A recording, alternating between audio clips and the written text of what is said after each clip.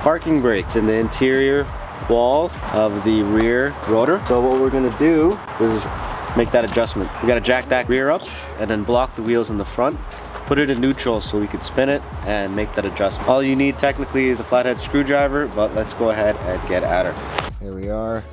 Now this is the driver's side. So what's happening is parking brake is touching without even being on.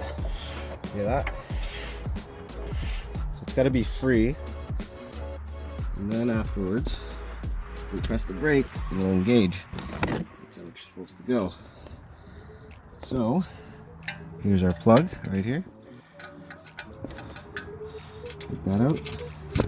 Boom. We have our screwdriver here. Flathead.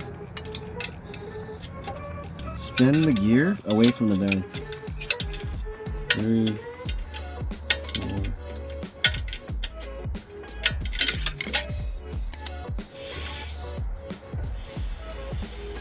Okay. That's how we do it. But on the other side, okay, it's screwing the screw outward. Screws going this way and pushing parking brake to its extremities. So, it's better. Keep going. So right here, right, front of the wheel, rear. This is the passenger side, right here. That's your adjustment. I'm gonna poke that out. Okay, see that hole? The parking brake is supposed to engage when you press the parking brake lever, right? So this is me pushing it inwards. Now we're gonna back it off until it moves freely.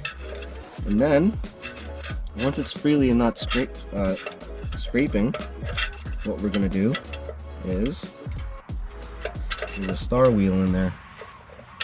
I'm gonna back off the adjustment until it moves freely, and then it engages only when we touch the parking brake cable. Alright, so we're gonna check it out. We just adjusted the parking brake pads on the passenger side. So here's a wall.